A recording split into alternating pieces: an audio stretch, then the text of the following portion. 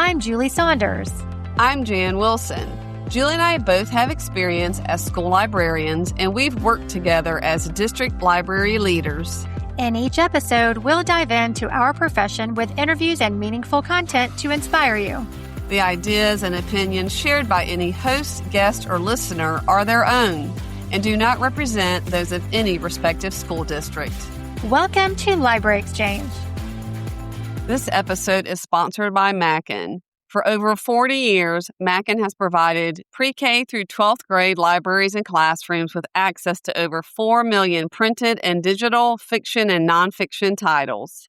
The 26-time multi-award-winning digital content management system, Mackin Via, along with divisions Mackin Library, Mackin Classroom, Mackin Maker, Mackin Learning, and the brand new whole school resource management system, Mackin Vision, help to create a truly unique and robust educational resource company that schools and educators have relied on year after year. For more information, visit mackin.com today. Welcome, everyone. We're so glad you're here. Today, we are addressing a topic that every school librarian thinks about and deals with, showing our impact on student achievement. Right. It's the ultimate school library challenge. But today's guest literally wrote the book and the studies on this. Our guest today is Dr. Keith Curry Lance, a renowned sociologist and consultant. Librarians, if his name rings a bell, it's because you've seen his decades of library research published in School Library Journal, Phi Delta Kappan, and the Peabody Journal of Education, just to name a few. Most recently, his research was featured in the article, The Librarian Effect on Literacy, in the April issue of School Library Journal. We are thrilled to have you on the podcast today. Welcome to Library Exchange, Keith. Thank you, Julie and Jan. I'm delighted to be with you. So, Keith, with your background in sociology, what led you to research the impact of school libraries? Well, I'm one of those people who did not have the career he intended to. Instead of me choosing my career, it chose me. I got a master's and a doctorate in sociology, expecting to be a sociology professor in a university. And that just didn't happen. Instead, I ended up with a job at the Colorado State Library. And even that had took an improbable course, because I was hired for a 2-year temporary job to do the long-range plan for library development for Colorado back in the mid-'80s. And so by 87, 88 at the latest, I was supposed to be out of a job. I finished that planning project, and by then we had a new state librarian, and I was delighted with her. Her name was Nancy Bolt, and I stepped into her office one day and I said, Nancy, I'm just delighted you're our new state librarian, but I'm really kind of sad that I am not going to get to work with you that long, because at that point I had about 6 months left on my 2 years. And she just looked at me like, what are you talking about? And I said, well, my job's over at the end of June. And she said, oh, don't be silly. She said, yeah, that project's over, but we need the stuff you do, the data work and the research work. We're going to need that for, forever. So, your job's not going anywhere. So my 2-year job turned into a 22-year job that I retired from. Wow. I'm doing my bit to hold down the average number of career changes per person. Well, that's very lucky for our profession that you stayed where you did. So I'm going to go back to 2007 for a second. You were interviewed for an article in School Library Journal, and in it you discussed the importance of the role of librarians in leadership. Mm-hmm. I recently read it again, and honestly, it's just as relevant today as it was then.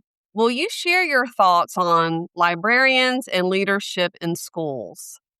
Well, at the time that was all happening, and I was beginning to do the state-level studies, there was a set of standards for school libraries from AASL, and it had 3 themes. In order, they were collaboration, leadership, and technology.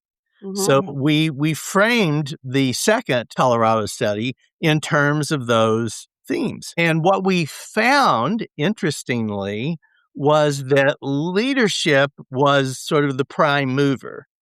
Collaboration shouldn't be in first place, it should be in second place. Because if you want to be a collaborator with your principal and your teachers, you've got to get your foot in the door as a leader first. You need to be on your school leadership team. You need to meet with individual teachers and groups of teachers as often as you can. You need to meet individually with the principal. The librarian and the principal have something in common. They're in most schools, they're the only person in that job. Right. There's usually just one principal and one librarian. They need to be doing all of those things that establish them as leaders in their schools. And of course, it's very important for librarians to have the support of their principals, because the principal sort of sets the culture for the whole school. And you've got to win them over first. And then you have to win over the teachers. You're not going to get a lot accomplished if you're not working in collaboration with them. But in order to persuade them of the value of collaborating with you, you've got to prove yourself to them first. So that was what that and the statistical findings of the study were what led us to rearrange those themes from collaboration, leadership, and technology to leadership, collaboration, and technology. So, Keith, you just talked about the three themes: collaboration, leadership, and technology. And I'm just wondering, that was the slogan from many years ago, early 2000s. And how do you feel about the word technology being one of those major themes in 2026, considering that now people are well versed in technology and education? Kids have one-to-one, they have the devices, they have the access from kindergarten through 12th grade. Teachers are trained in undergraduate to come in and through their pre-service learning, they already come in being pretty well versed on instructional technology tools. So would you still use that word technology as the third theme? I would add the term integration. Technology integration is the role that librarians, I think, can play better than most anybody else. Most schools have a technology person. Their job is usually to keep the hardware and software going and keep the internet connection functioning at its highest capacity. That's not the librarian's job. Usually, their job is helping teachers use technology as a tool to improve their instruction, helping students use technology to improve their learning. That's how I think they can make a real difference with technology. Of all the things school librarians teach, I think the absolute most critical thing is information literacy. Some people debate what we're supposed to call it. Is it information literacy or digital literacy or news literacy or media literacy? I say, I don't care what you call it. It's critical thinking about information. And that doesn't even necessarily have to involve technology, but it's very important in technology, because if you do an AI search on Google these days, you can get completely wrong information. And if you look at the sources it's based on, they're all Facebook posts, which are, to say the least, not authoritative. Teaching people how to be critical thinkers about information is just incredibly important. And frankly, it's something we have to keep remembering ourselves. Absolutely. Everybody in the school library world. I have lots of retired school librarian friends on Facebook, and some of them post things that do not demonstrate a great capacity for critical thinking about information. So knowing that you've answered with critical thinking at the forefront of your answer, with information and media literacy skills, or whatever you term it in your district, do you feel it's possible that you can teach these instructional strategies, you can teach those strategies for information literacy to students with or without the use of technology? Absolutely. But I think because technology has become so ubiquitous, it's especially important to teach it in connection with technology, because far too many of us, and we all slip into doing it occasionally, believe anything we read online. Right. Mm-hmm. Great. Thank you for that. Yeah.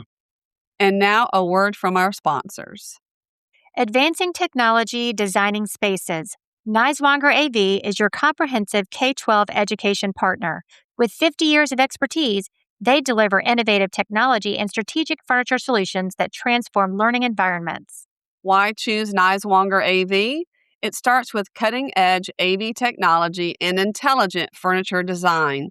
Their value extends far beyond the products. They use a consultant-driven approach backed by a family-owned commitment to excellence. Advancing technology and learning spaces with old-fashioned personal service, because your library deserves more. For a free design, call Niswonger today at 770-338-0335.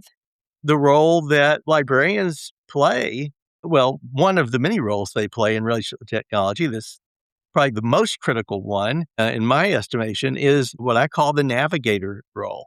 Right. I think the navigator term is so appropriate for librarians. The librarian is the one who helps you use that technology to get wherever you need to go, to get whatever information you need.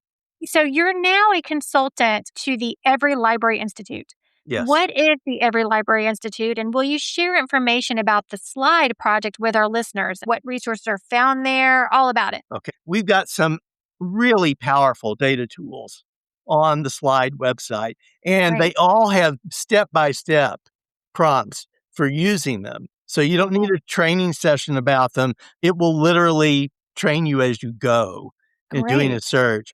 And there's a profile for your state. Right? You can get a profile for your district. And one of my favorite features on the state profile, we have a map of every state by school district. Ooh. And for about 10 or 12 years worth of data, you click the start button and the map changes year by year. You see the districts that have and don't have librarians changing Wow, over that's really time. cool. It's really cool. I think it's a Love it. very Love it. powerful image. Okay. Back in 2018, School Library Journal asked Deborah Cockle and me, my partner in this research for many, many years now, they asked us to write a series of articles for School Library Journal about the status of school librarian employment. It was very educational, very depressing in some ways, to be frank, because we had a whole decade, the whole decade of the 2010s, when we were losing FTEs, what the federal government counts for us, full-time equivalents. We were losing FTEs at a truly alarming rate.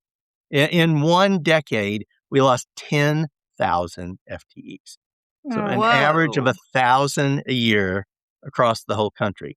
Well, there were fewer than 50,000 at the beginning of that decade. So you're losing 10,000 FTEs a decade. That doesn't look too good, does it?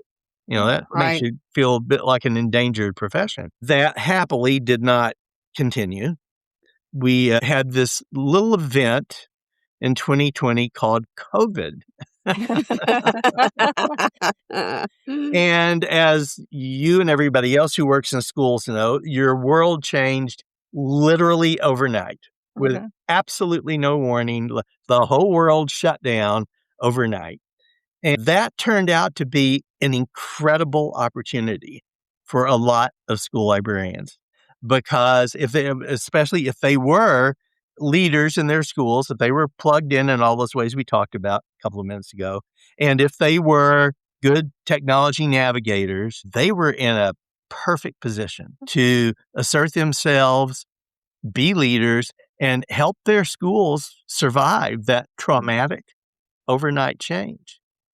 And my belief is that is one of the two major reasons that the decline of school librarian FTEs leveled off Right. during the early 2020s. We've been watching that for several years now. And the conclusion that Deb and I have come to, besides the one just mentioned, is that the other big factor that helped bring a halt to that long-term decline was the ESSER funding, the emergency school relief funding that Congress legislated and sent out to the states and the districts and schools nationwide. One of the things Deb did in her article for SLJ was she interviewed people all over the country about school librarianship, and she started collecting job titles. She started collecting a list. And out of 24, 25 job titles, you wouldn't believe how many of them did not have any version of the L word in them. My personal favorite was ET-IL, and then put whatever you want after that. Teacher, consultant, specialist, whatever. Or coordinator, educational technology hyphen information literacy. Oh. So we looked at those kind of job titles and thought, I wonder if the people reporting to NCES understood that that was a school librarian. Right. Who knows? Yeah. We hoped to find out in the interview stage of our project, which was the last one. We did this mostly in 2023. We interviewed superintendents and principals all over the country, 50 of them, and we heard really interesting things from them.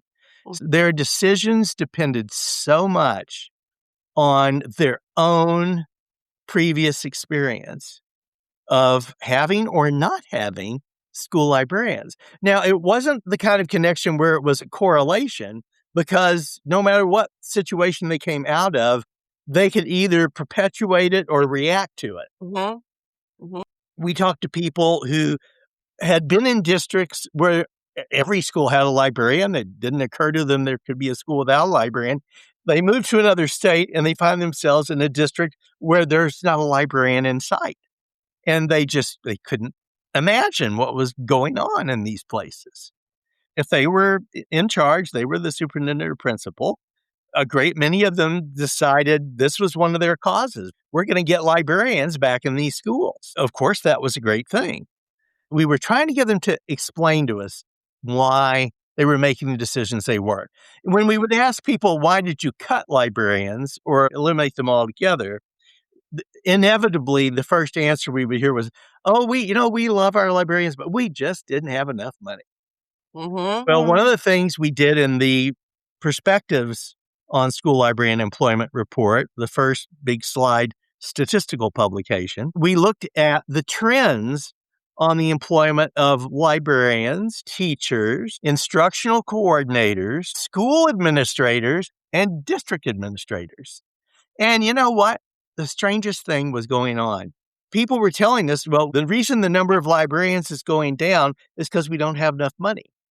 But while the number of librarians was going down, all four of those other categories were going up. So I'm like, well, how come you had enough money for these other positions, but not for librarians? Which is what led me to conclude, which I imagine most people would have anyway, even without strong evidence. Money is just a medium of communication. You know, how you decide to spend your money tells us what your priorities are. Bingo. And what we learned from looking at these statistics and their trends for these 5 kinds of positions was school librarians were obviously not valued as highly as the other positions. Or perhaps, to be a little more charitable, perhaps if they weren't valued as much, maybe their job just wasn't understood well enough. Right. So when you only look at the national numbers of school librarians, frankly, a lot of years it's looked pretty depressing. But if you look at it state by state, it is unbelievably different from one state to another. What we found during the Slide Federal Project was that there's 15 to 20 states that mandate school librarians. It's not a decision for a superintendent or a principal to make. And somewhat surprisingly to many of us, most of those states are in the South. So they had the highest ratio of librarians to school buildings compared to other parts of the country, and particularly to my part of the country, the West. I do an article every year for the Library and Book Trade Almanac. It's the only thing they have about statistical information they have about school libraries. And it's about school librarian employment, of course. And what we do every year is for every state, we track how many districts gained staff, how many remained exactly the same, and how many lost staff. Like, virtually every state has some gain, some districts gaining and some districts losing every year. Yeah. And the vast majority report the same numbers. Mm.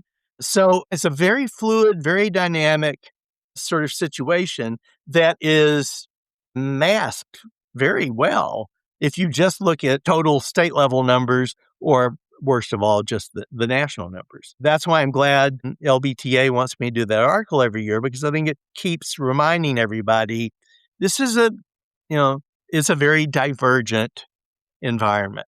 It varies by state, it varies by district, and it's important to pay attention to that. Very important. So, Keith, what's next on your research plate? I'm going to be doing for the Every Library Institute. I'm going to be doing an update of a study I did for SLJ back in 2011. Most of the school library impact studies are based on data from one snapshot in time. Okay. It's data from one school year. What Linda Hofshire, a colleague, and I, what we did for that SLJ study in 2011 was compare data over time. We looked at, for state by state, we looked at the change in the number of librarians over time and the change in the test scores over time. And what we wanted to see was, do test scores go up when the number of librarians goes up? And do test scores go down when the number of librarians goes down? I don't know, does it? And to some extent. It's not a perfect always one-to-one correlation, but the trend is absolutely in that direction. And we controlled for the things we always try to control for when we're doing this kind of statistical research. We want to compare for student demographics. We want to control for poverty, which is the 500-pound gorilla variable when it comes to test scores. People in education research, they seem to want to ignore it a lot, mainly because it's this great big colossal cause that they cannot control. Mm-hmm. But the fact of the matter is, and this is what we found in all of the very earliest impact studies we did, it's always the biggest factor. In fact, what was striking about the earliest studies is what we found again and again was that there were two things of all the things we had data on, there were two things you could count on having a measurable, independent impact on kids' test scores. It was whether their families are richer or poorer and whether or not they had a good school library. Wow. Aw, Yeah. I love that.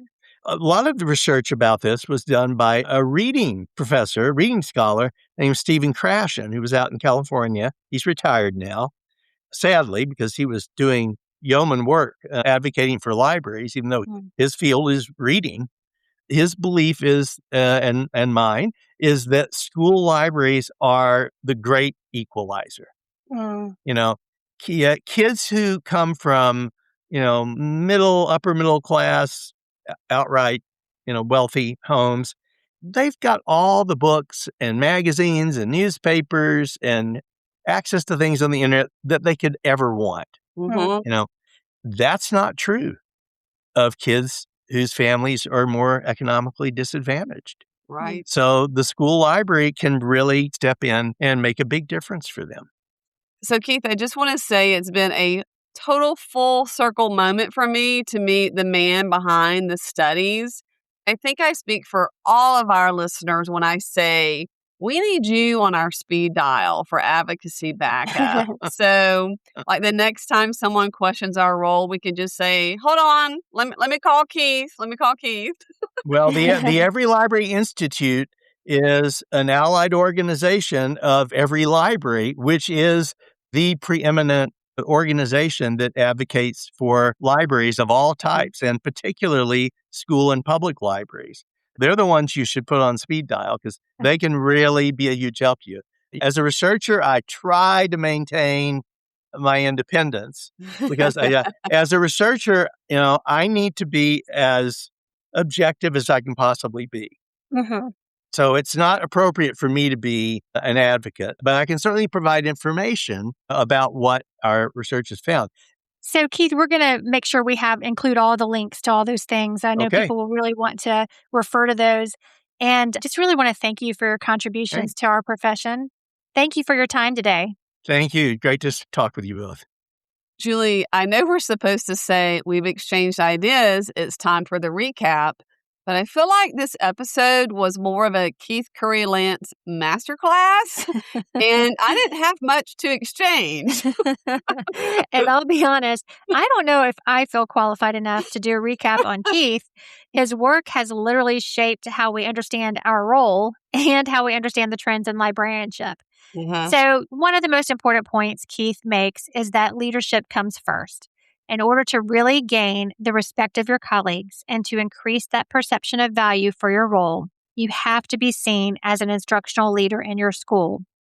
Another point that he made was about technology. And technology integration is still an important piece of the puzzle for librarianship and for us to model the use of appropriate instructional technology tools within our inquiry-based activities. I do believe that critical thinking skills should be emphasized in our library programming, events, and lessons with or without the use of technology. Yes, I agree. I like that discussion. And when we spoke about the slide project, we had to do a little bit of editing, you guys, but SLIDE stands for School Librarian Investigation, Decline or Evolution. This project tracks staffing trends, data, etc. in school library programs, and it has infographics and some of the slide decks from their presentation.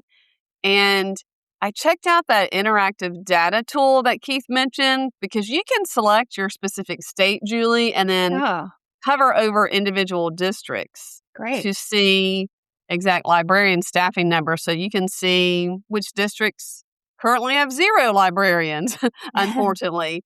And then lastly, there is a progression map that you can view so that you can watch the map change as it tracks librarian data since 2009. It is really easy to go down a rabbit hole here.